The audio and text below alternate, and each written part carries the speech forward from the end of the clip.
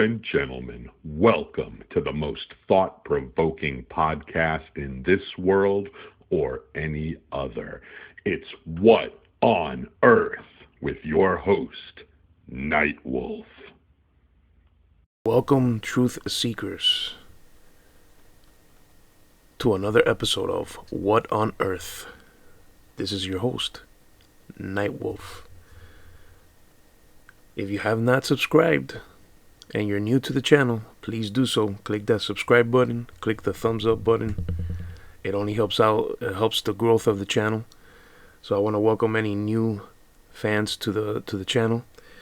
I want to first apologize for not being able to be consistent with my weekly videos, but life does catch up with you and there are other priorities. But I still took the time and effort to continue with my episodes. So we are on episode number 9 with a continuation of episode number 8, kind of. So I just want to get into something that I recently discovered, and so I had a lot of time where I was doing a lot of things. I was real busy. So, but at the same time, I took some time to do some research. And I came across this speech out of college by a Lieutenant General Steve Kwast. Okay, Lieutenant General Steve Kwast, however the name is pronounced. And he is with the United States Air Force. And the speech was very interesting, and we're going to get into that speech and dissect a little bit of that speech, which is also going to be a video as well, because I want you guys to see that it's a reliable source. It's coming straight from the horse's mouth. And this is stuff that I can't make this up, folks. I cannot make this up. This is good research, and just so you see that things are being hidden from us, and that is the purpose of my channel, to bring you the truth of what on earth is going on, basically. What on earth is happening.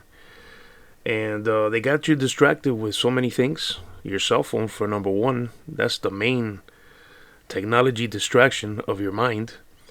So they don't want you to know what's really going on behind the curtains. Because, like I originally said, it's all about power and control. And the empire with the most power is the one that's going to run this planet. That is just the bottom line.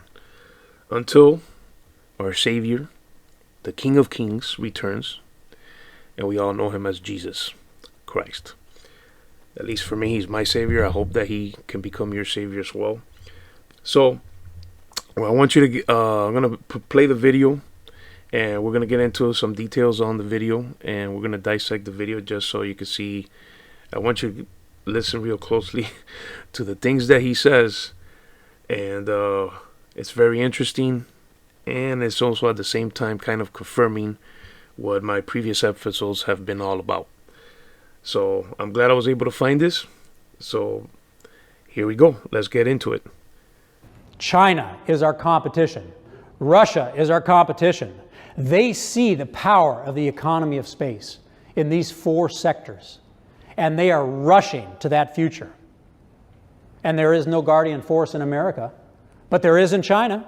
China has already built the organization and has the strategy and the doctrine, the technology and the builders for their guardian force of space. They are building a navy in space with the equivalent of battleships and destroyers that will be able to maneuver and kill and communicate with dominance. And we are not. Okay, so we're going to stop the video right there so we can get into this, dissect this a little bit. If you are an avid supporter and listen to my episodes, you know that I've spoken about Space Force, the United States Space Force. And, the real truth, purpose behind it. All the videos you see is that they're trying to maintain a defense system for our GPS, for our satellites. That is the quote-unquote original purpose for Space Force, but I believe is a lot more than that. So let's take a quick look at this video. It's a recruiting video that the U.S. Space Force had or came out with before they became active. So this was about 2 years ago in 2020. So take a look, comment below, tell me what you think.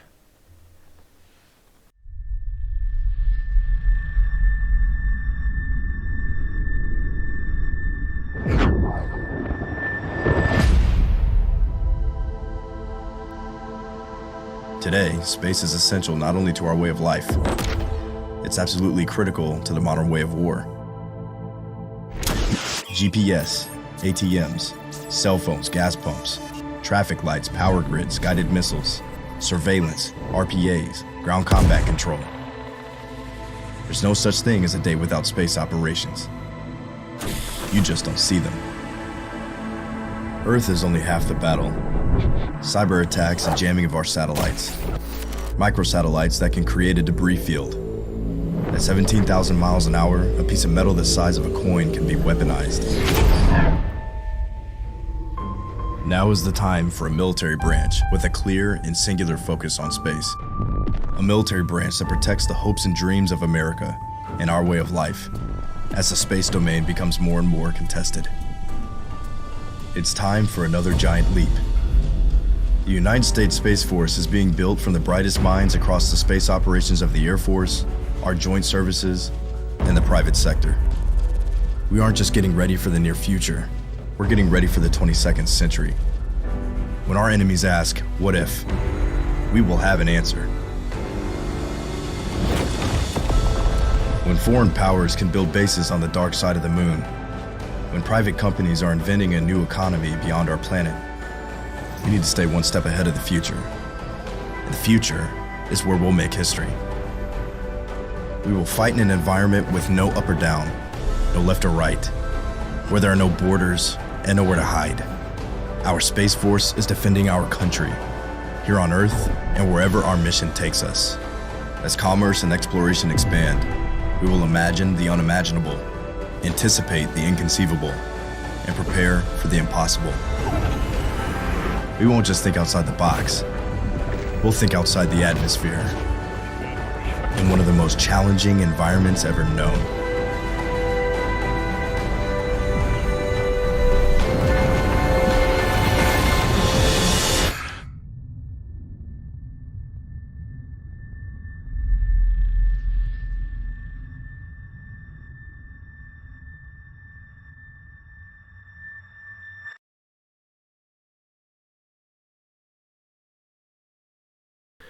But I believe, and if you hear one of my previous episodes, that there's a space force, a fleet in space that travels. And the only reason you will need a force is, like I said, is either to defend or to attack. That's the only reason a force is required. So this is very interesting what he says, because now it just confirms what I've been saying in the previous episode, because it's not what I've been saying a long time. China is going to be the next empire, bottom line. So they're trying to catch up with China.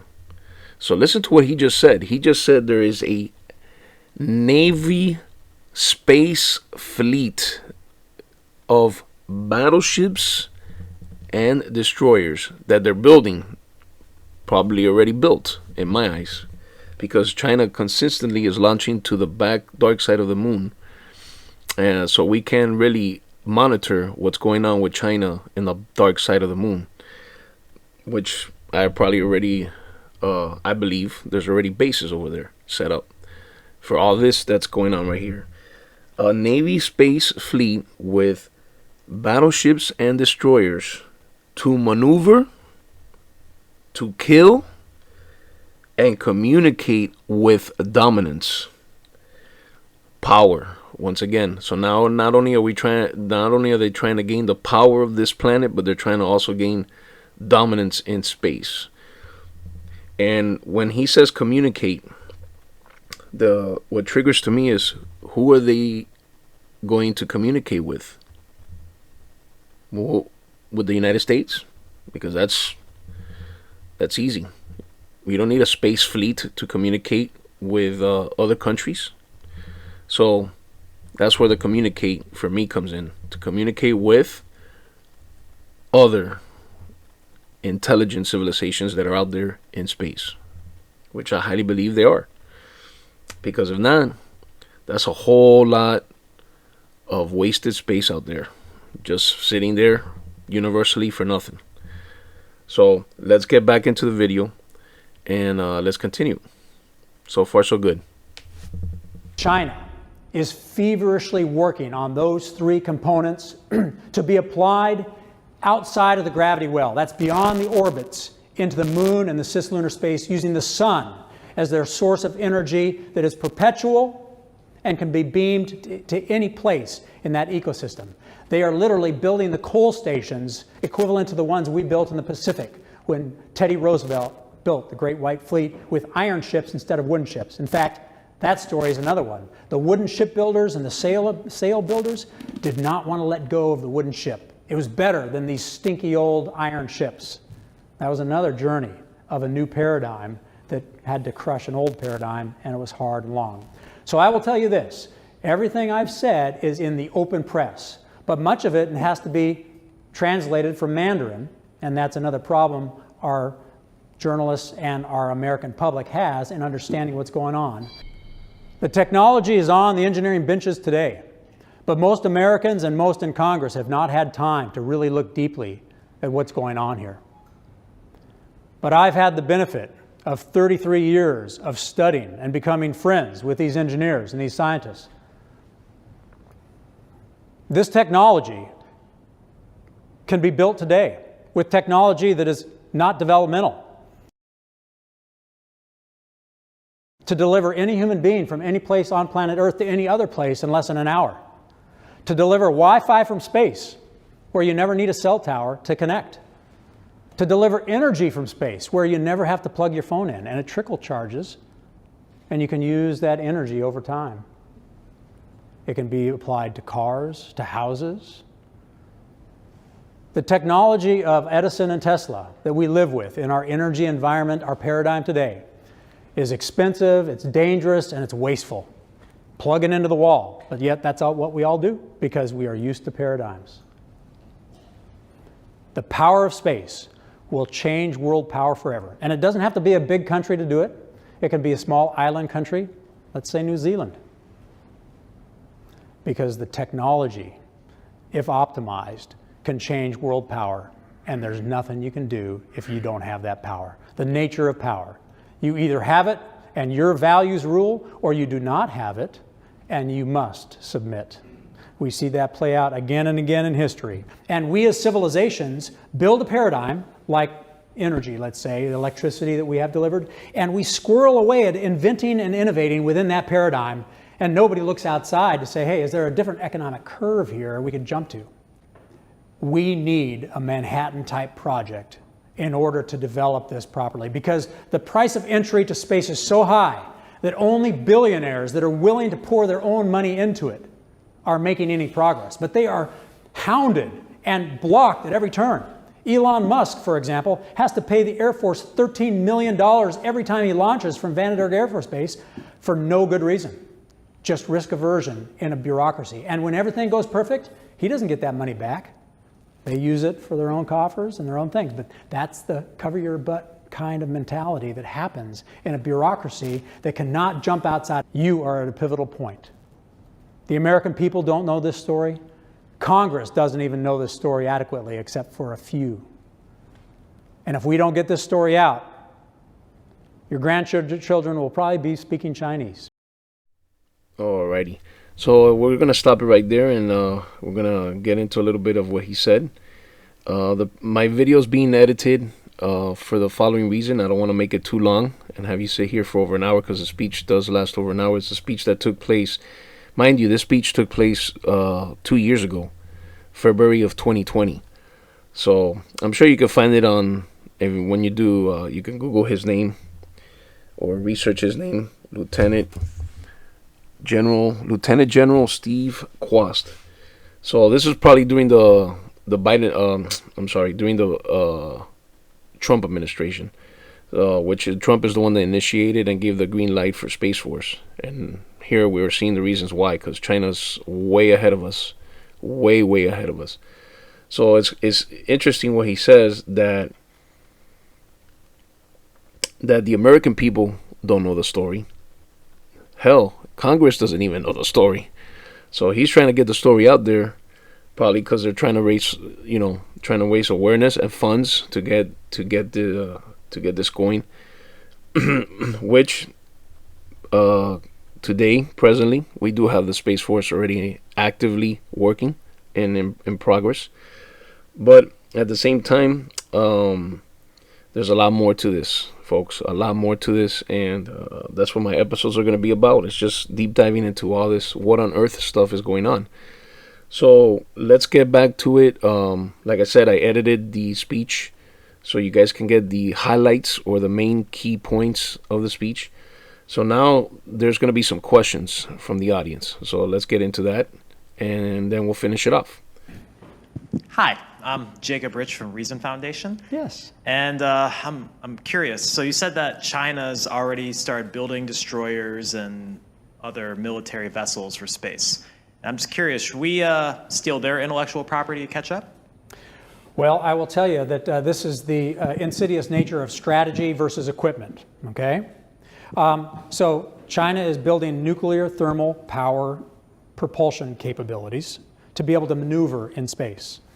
We know how to do that, and we can do it better.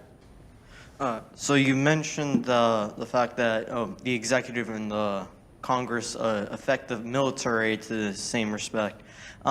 Do you think changing the public's mind will be helpful as well? That's a great question, and yes, there are two groups of people that do not understand what's going on: the American people and Congress. I mean... All right, folks, I just ended the video there because the remaining questions weren't as important, so I don't want to take up more of your time. But you saw what the last question here reiterated already. He reiterated what he has said previously onto that question, that the American people are unaware and Congress is unaware. And you hear the people laughing when as soon as he said Congress is unaware, you heard people started laughing. So that's kind of sad to know that our government isn't even aware of what's going on with China. And the fact that he said that your grandchildren will be speaking Chinese is more confirmation to everything that I've been saying in my videos or my podcasts, whatever you guys want to call them, video podcasts, VPods, whatever you guys want to call it. So thank you for tuning in for today's episode. I apologize once again that I've been out of it for the last 2 weeks, but I was busy with life. But still found the time now to finally come and continue my episodes. And if you're new here, please subscribe and like the video or the podcast, whatever. And thank you so much for being a supporter of my channel. Comment below. I always look forward to the comments and reply to each and every one of you. Once again, this is your host, Nightwolf. God bless and stay safe.